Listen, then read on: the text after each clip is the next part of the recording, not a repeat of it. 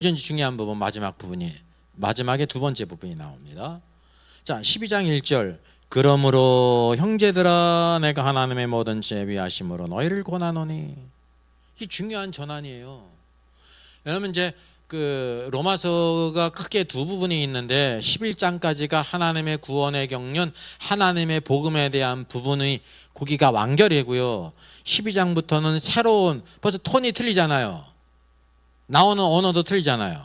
형제들아 하나님의 모든 자비하심으로 너희를 권하노니 너희 몸을 하나님이 기뻐하시는 거룩한 산제물로 드려라 라고 말하고 있습니다. 예? 이게 이제 겉으로 볼 때는 쭉 보게 되면 뭐 국가의 관계도 나오고 막 나오지 않습니까? 모든 사람의 관계. 그래서 이거를 윤리적인 부분이라고 외적으로 말할 수 있는지 모르지만 내적인 내용을 모르면 그렇게 얘기를 하는 거예요. 그럼 구원받았으면 어떻게 되는 거예요? 구원은 하나님의 복음이거든요. 거기 중심이 바로 누가 있냐면 그리스도가 있고 하나님의 계획이 있고 성령님의 내주하심이잖아요. 이게 뭐가 나오는 거냐면 하나님이 어떻게 역사하셨는지가 이 전반부에 나오는, 그래서 하나님의 복음이에요. 그 중심에 그리스도가 중요하죠. 그럼 어떻게 되는 거예요? 그리스도가 있으면, 구원받았으면 뭐가 있어야 돼요? 몸인 교회가 있어야 돼요. 몸인 교회. 이게 구원받은 자가 어떻게 신앙생활을 해야 될까, 교회 생활이란 무엇인가 라는 거를, 실제적인 구원받은 교회 생활을 12장부터 언급하고 있는 겁니다. 그래서 첫째가 너희 몸을 하나님께 산제물로 드려라. 그게 바로 구원받은 증거예요. 몸을 드리지 않는데 무슨 구원받았어? 증거가 없는데.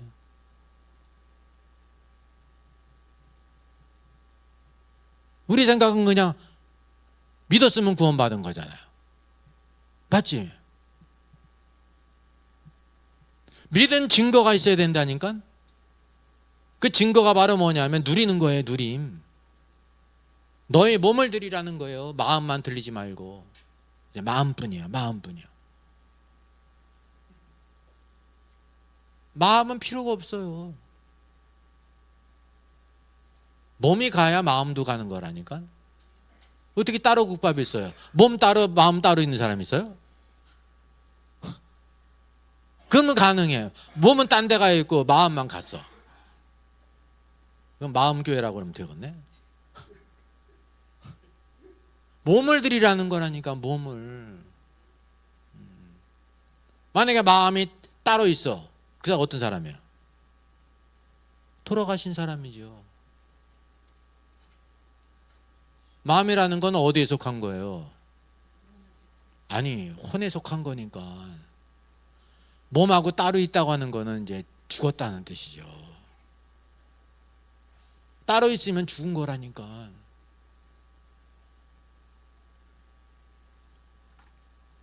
첫째가 몸을 드리는 겁니다. 이게 순서가 있어요. 여기 몸을 드려라 산제물로. 둘째는 바로 뭐예요? 2절.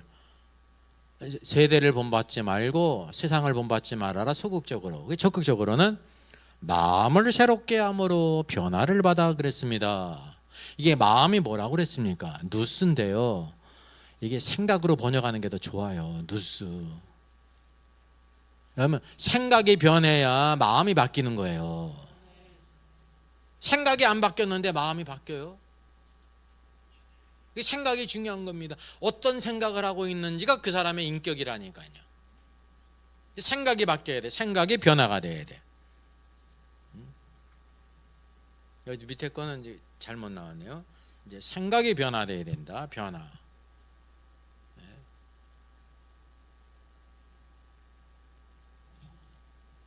그래서 이제 변화를 받고 생각이 새롭게 돼서 변화를 받고, 그리고 이제 분별을 해야죠. 하나님의 선하시고 기뻐하시고 온전한 뜻이 무엇인지를 분별해야 되는 겁니다. 그러지 않으면 합당한 신앙생활, 교회생활을 할 수가 없어요. 분별력이 없어. 이게 기초적인 겁니다. 기초적인 거 지금 언급하고 있는 거예요.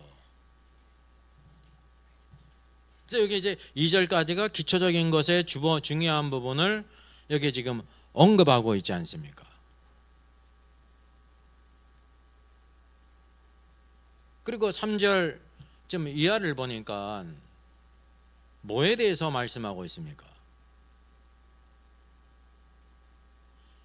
내게 주신 은혜로 말미암아 각 사람에게 말하노니 마땅히 생각할 그 이상의 생각을 품지 말고, 그러죠. 여기 생각 품고 묻지 말고 그러잖아요.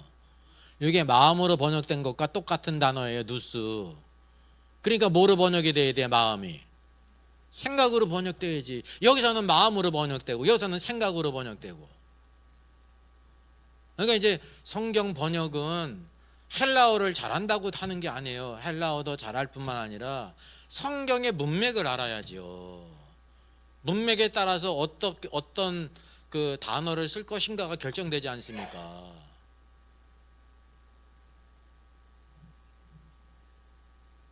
그 이상의 생각을 품지 말고, 마음을 품지 말고 그러면 더 이상하잖아요. 생각을 품지 말고 오직 하나님께서 각 사람에 나누신 믿음의 분량대로 지혜롭게 어떻게 하라? 생각하라 그러잖아요. 생각하라. 이걸 마음하라 그래요? 생각을 해야 된다니까. 생각이 변화돼서, 그러면서 우리가 한 몸에 많은 지체를 가졌으니 모든 지체가 같은 기능을 가진 것이 아니다. 그래서 우리 몸의 비유를 들지 않습니까? 많은 지체가 있는데 똑같지가 않지 않습니까? 서로 다른 기능이 다 다른 것을 여기 언급하고 있지 않습니까?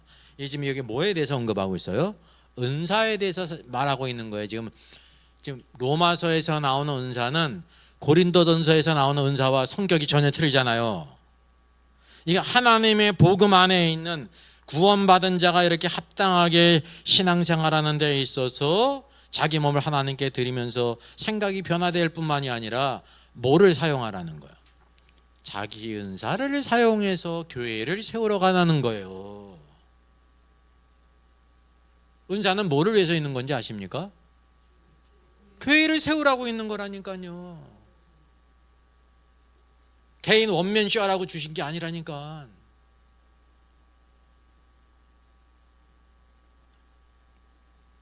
이게 이제 은사를 합당하게 사용하라. 이게 바로 교회의 건축이에요. 성경에서 말하는 교회의 건축이 이거예요. 빌딩 짓는 게 아니고.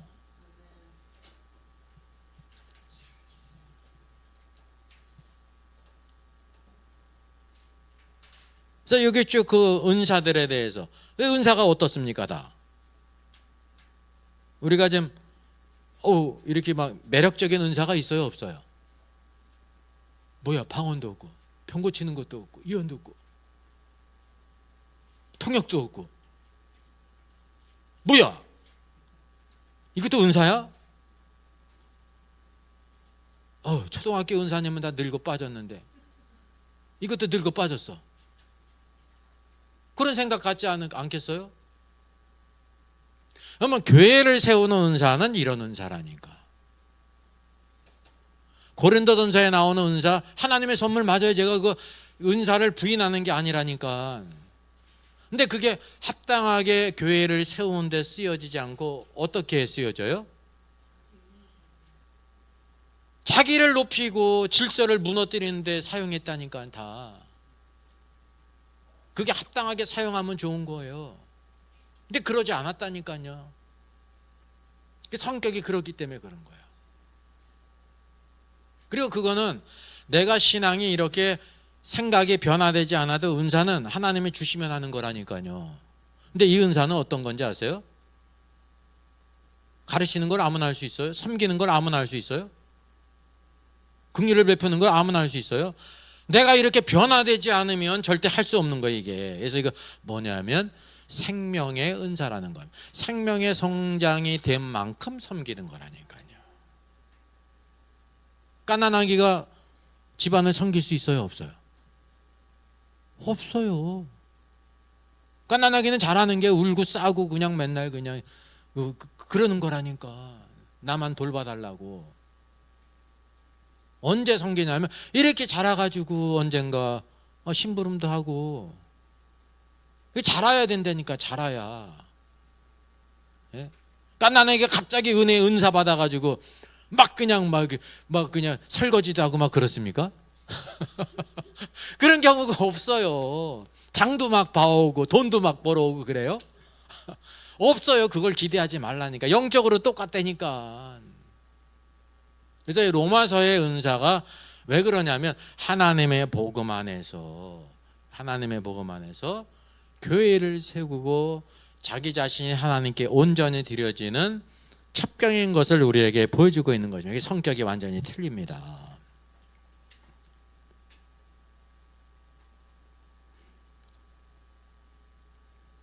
이 말씀이 그래서 몇 절까지 이렇게 갑니까? 쭉 여기 쭉 말씀하고 있잖아요. 12장 이게 끝절까지 가지 않습니까? 끝절에는 뭐를 언급하고 있습니까? 모든 사람과 더불어 화평하라. 모든 사람의 관계를 언급하고 있는 거거든요. 그래서 이게 12장이 그래서 끝나게 되고, 그 다음에 13장에서는 새로운 또 주제가 넘어가지 않습니까? 각 사람은 위에 있는 권세들에게 복종하라. 각 사람 할 때 성경 언어가 뭔지 아세요? Every soul. Every soul이에요. 왜 every soul이라고 말할까요? 이거는 사람이라고 번역한 거예요. 그 사람은 사람을 뭐가 대표해요? 혼이 대표하는 거예요. 그 사람의 성격과 사상과 그 모든 가치관. 그러면서 위에 있는 권세들에게 복종하라. 그래서 여기 권세는 무엇과 관계냐면 국세와 조세와 그 복종하는 일에 대해서 정부 간의 관계, 국가 간의 관계, 정부 간의 관계라는 거죠. 정부의 역할은 소극적인 겁니다. 질서를 위하고 헌법에 있는 것처럼 국토를 지키고 국민들의 생명과 안전과 자산을 지키고 그리고 모든 사람들이 다 공평하게 누릴 수 있게 하고 뭐 그런 거예요. 이게 과거에는 이스라엘 왕국에게 유다 왕국에게 물리적으로 다 주어졌는데 오늘날 이 땅에 물리적인 하나님의 왕국이 있어요, 없어요? 없잖아요. 이게 교회가 하나님의 왕국인데 물리적인 권세는 주어지지 않았으면 그거는 누가 행사하고 있는 거냐면 국가정부가 행사하고 있는 겁니다. 그래서 거기에 대해 순종하고 국세와 조세를 내라 라고 말씀하고 있는 겁니다. 합당한 교회 생활 가운데 뭐가 포함이 되는 거예요? 정부 간의 관계가 포함이 돼. 우리가 그걸 알아야 됩니다. 세상적으로 생각하면 정부가 큰 거잖아요. 이제 그게 대권이거든요. 맞아요. 제일 큰 권세라니까. 근데 영적으로 보면 하나님의 관점에 보면 교회가 커요? 정부가 커요? 교회가 큰 거예요. 그래서 정부 간의 관계를 여기 그 안에 한 부분으로서 포함하고 있다는 거니까요. 나중에 다 세상 만국은 다 멸망할 것이지만 그러기 이전에 소극적으로 그 임무가 주어졌습니다. 공공의 질서와 안녕과 그 모든 것을 지킬 수 있도록. 예수님도 가이사에게 세금을 내라고 그랬어요? 말라고 그랬어요? 내라고 그랬다니까. 뭐 잊지 말아라. 하나님의 것은 하나님께. 하나님의 것이 더 크다니까요. 네? 가이사의 것을 반드시 내야 될 뿐만 아니라 하나님의 것을 하나님께 드려라. 그래서 세상 정부와의 관계가 있습니다. 밑에도 이거 안 고쳤네요, 그죠? 7,000명이 있듯이 이거는 지워져야 되는데 위에 뭐 컬링 이것도 지웠는데 어떻게 잘못됐는지. 그렇고 자 그러면 13장 8절부터 보면 뭐에 대해서 말씀하고 있습니까? 피차 사랑의 비례에는 아무에게든지 아무 것도 짓지 말라 그랬어요. 누구에 대한 거예요? 아무에게든지라고 그랬잖아요. 모든 사람의 관계예요. 사랑의 비례에는 어떤 빚도 짓지 말아라. 예? 사랑은 율법의 완성이다. 그래서 이게 모든 사람들의 관계를 언급하고 그게 어디 안에 들어가는 거예요? 합당한 교회 생활 안에 들어가는 거예요, 여러분. 일상생활에서는 가정이든지 사회생활에는 그냥 지 멋대로 행하고 교회에서만 아주 신앙 좋은 사람으로 쫙 살고 나가면 확 바뀌고 그럴 수가 있잖아요. 그거 아니라는 겁니다. 왜냐? 교회 생활 안에는 뭣도 포함해요? 모든 사람들의 관계, 정부 간의 관계 포함이 된다는 겁니다. 사랑은 율법의 완선이 아닙니다. 완성. 그리고 11절부터 뭐를 언급하고 있습니까? 어거스틴이 이 성경 보고 뭐 회심했다고 하는데 이 시기를 알거니와 자기의 자다가 깰 때가 벌써 되었으니 이제 우리의 구원이 처음보다 가까웠습니다. 밤이 깊고 낮이 가까웠으니 우리가 어둠의 일을 벗고 빛의 갑옷을 입자. 쭉 여기 11절부터 뭐까지 언급하고 있습니까? 14절까지 언급하고 있는데 분명히 한 단락이잖아요. 뭐에 대한 거예요 대체 이게?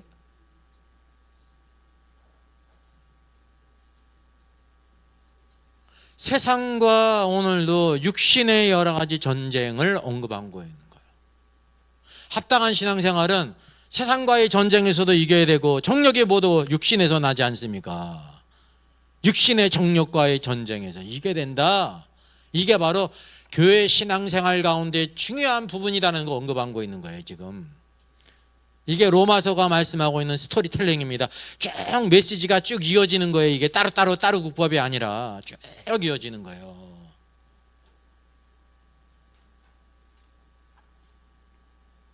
그리스도로 옷 입고 정력을 위하여 육신의 일을 도모하지 말라. 저기 가장 가까이에 내 안에 있다니까 정력이. 내가 세상 안에 있다니까요. 이게 바로 진정한 영적인 전쟁이에요. 그래야 우리가 합당한 신앙생활, 교회 생활을 할 수가 있다. 하나님의 뜻대로 살 수 있다라는 걸 여기에 언급하고 있습니다. 자, 여기 모든 카테고리가 뭘 언급하고 있습니까? 이게 구원받은 자의 실제적인 교회 생활, 그걸 언급하고 있는 겁니다. 이 모든 게 다 교회 생활이 포함하고 있는 겁니다. 첫째가 교회에서 중요하잖아요. 둘째, 세상과의 관계, 정부와의 관계, 모든 사람들의 관계, 또 세상과 육신의 관계.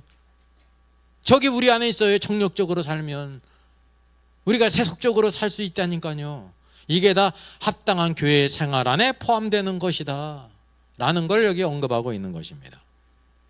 그래서 생각을 새롭게 하여 변화를 받아야 된다. 이게 제일 기초죠. 그래야 몸을 드리고 우리의 모든 것을 다 하나님께 드릴 수 있다. 하나님께 여러분 드리는 것이 중요한 겁니다. 하나님께서 받으심죠. 네? 시편 기자가 고백하지 않습니까? 나의 날수를 계수하라는 거예요. 100년 살았으면 뭐예요? 하나님께 드린 게 한 달도 안 돼. 100년 살았는데 그런 사람이 있을 거 아니에요. 1년에 그냥 한 번 52주 예배만 빠지지 않고 나오면 몇 시간 드린 거예요? 52시간. 며칠이요? 이틀이에요. 이틀. 그것도 안 빠지고 일 생기면 빠지잖아요. 조금 뭐 만지면 그냥 기분 나쁘면 안 가고 이런 마음으로 어떻게 하나님께 예배드려.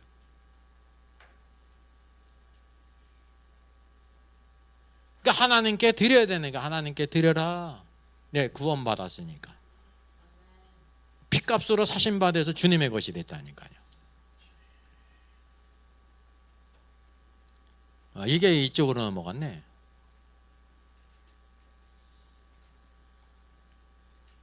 자, 그 다음에 이제 14장입니다. 이게 뒤에 큰 로마서 구조 다소 봤는데 그게 바뀌지가 않았죠. 밑에 있는 부분입니다. 자, 여기 보게 되면 14장 1절과 9절이 이게 이제 보통 성경에 있는 것처럼 형제를 비판하지 말라 그러잖아요. 14장 1절부터 이 말씀이 이게 중요한 것이 연약한 자와 믿음이 강한 자가 나오거든요.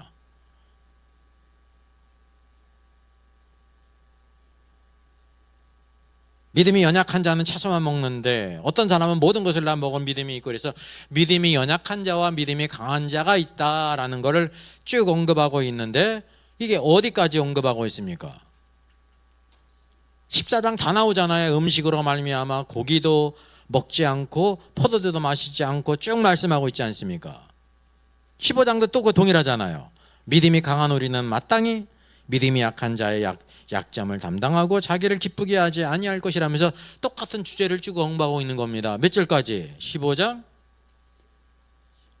이제 13절까지 말씀하고 있는 겁니다. 13절까지.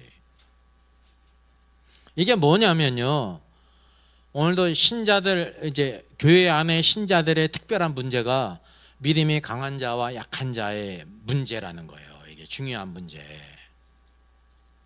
그래서 요 1절과 9절에서 언급하고 있는 것은 뭐냐면, 하나님께서 다 강한 자나 약한 자나 하나님이 다 그들을 받으셨다. 그 원칙을 우리에게 먼저 보여주고 있는 것입니다.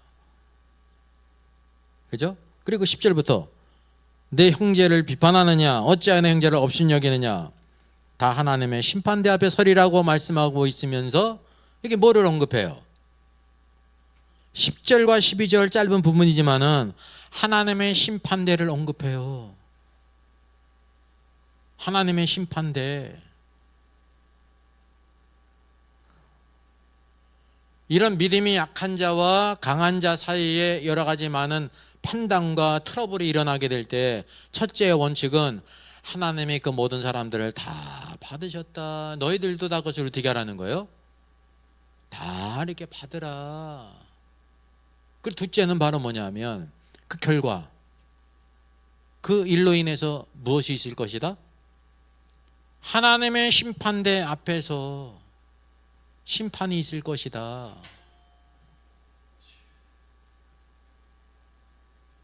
그거를 기억하라는 거예요. 그래야 무엇이 세워지냐 하면 교회가 세워진다는 거예요. 중요한 것이. 이게 다 실제적인 신앙생활의 12장 이하는 전체적인 구조가 뭐냐면 교회 건축에 대해서 말씀하고 있는 거예요. 합당한 교회 생활은 그게 교회 건축입니다. 실제적인, 영적인. 그들을 실족게 하면 어떻게 되는 거야? 교회 건축이 일어나지 않죠. 다 갖다 깨서 버리는 것이 되니까. 그래서 요 하나님의 심판대를 언급한 것이 팩트예요. 반드시 하나님의 심판대가 있습니다. 마지막에.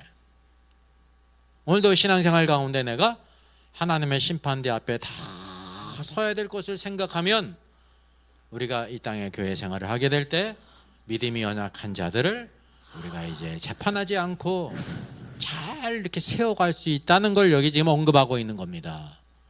뜬금없이 얘기를 한 게 아니라니까요. 서로 연결이 돼 있어요.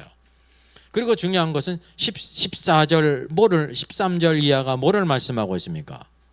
우리가 서로 비판하지도 말고 부딪힐 것이나 거칠 것 형제 앞에 두지 아니하리라. 중요한 말씀이고 뭡니까? 쭉 다 말씀하시면서 17절 하나님의 왕국은 먹는 것과 마시는 것이 아니요 오직 성령 안에 있는 의와 평강과 희락이니라 라고 하면서 하나님의 왕국 안에서 우리가 어떻게 행할 것인가를 여기 언급하고 있는 겁니다. 이게 무슨 뜻이에요? 교회가 하나님의 왕국이다. 현재성이에요. 온 세상에 하나님의 왕국이 임했어요? 임하지 않았어요? 임하지 않았죠. 주님이 재림하셔서 온 세상을 철장권세로 심판하시고 1000년간 통치하실 것입니다.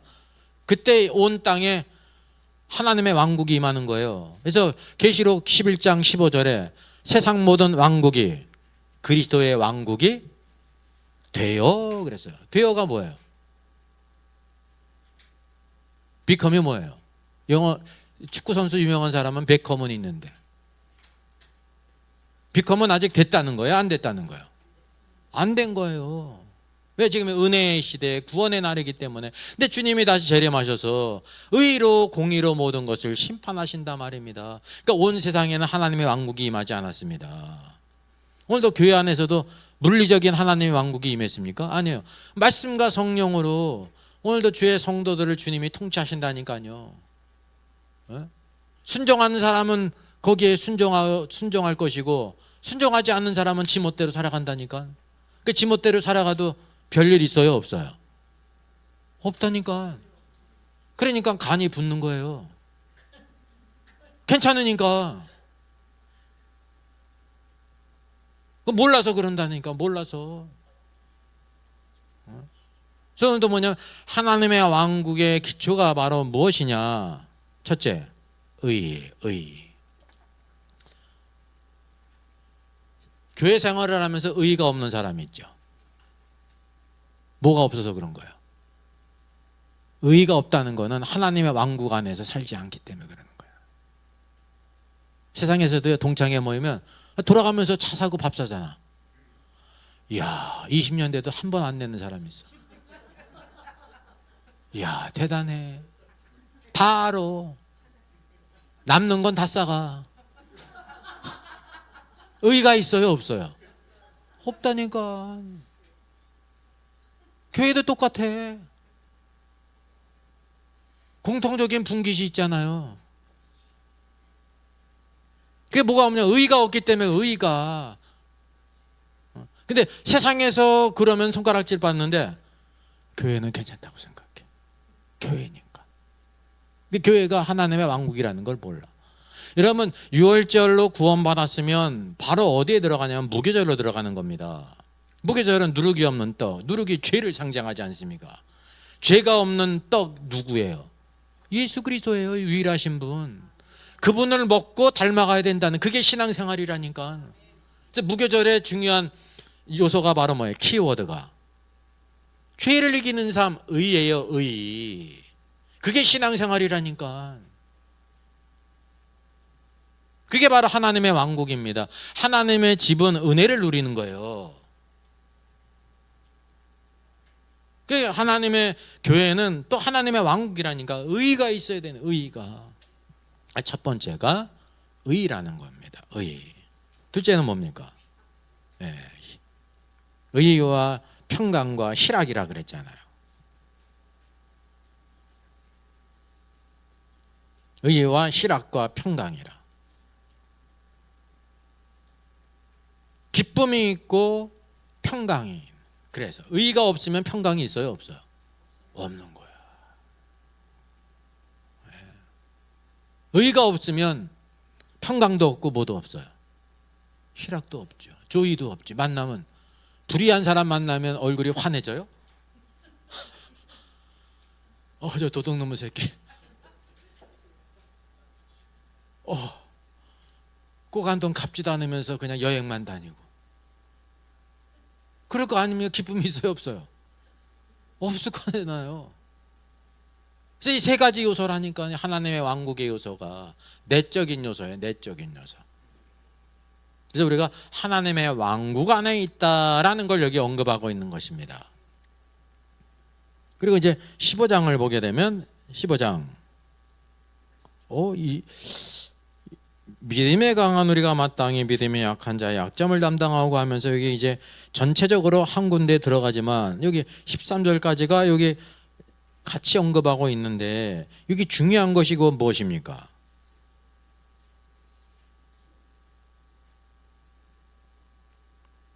그리스도께서 우리를 받으셨을 뿐만 아니라 5절 너희로 그리스도를 본받아 그랬어요. 이게 중요한 것이 우리가 그리스도를 본받아야 된다라는 것이 여기 1절로 13절 말씀의 요지예요. 근데 이게 그리스도를 본받아 이렇게 해석했는데 원문상 이게 뭐냐면 킹제임 성경을 보게 되면 according to Christ Jesus예요. 예수 그리스도를 따라서 그런 뜻입니다. 뭐 따라서나 본받아나 비슷한데 의미가 좀 틀리죠. 예수님을 따라야 돼. 예수님 따른 사람이 뭔지 아십니까? 예수님이 행하신 일을 따라서. 복음서에 예수님을 따르는 사람을 뭐라고 불렀어요? 그 제자지요, 제자. 제자는 다른 말로 왕국 백성이에요. 왕국 백성, 이기는 자들. 그래서 이거는 뭐냐면 신자들 안에 여러 가지 문제들이 일어나게 될 때 뭐를 기억하라? 하나님이 원칙적으로 받으셨다. 우리가 다 하나님의 심판대 앞에 설 것이다. 그리고 우리가 하나님의 왕국 안에 현재 있어야 된다는, 하나님의 심판대는 미래적인 거 아닙니까? 현재 우리가 의의가 있어야 된다. 그걸 보여주고 있고, 뿐만 아니라 누구를 따라야 된다? 그리스도를 따라서 행해야 된다라는 걸 말하고 있는 것입니다. 이게 이제 겉으로는 믿음이 약한 자와 강한 자의 문제, 이게 신자 안에 일어나는 문제를 언급한 겁니다. 이게 교회 생활 안에 있지 않습니까? 흔히 벌어지는 것이.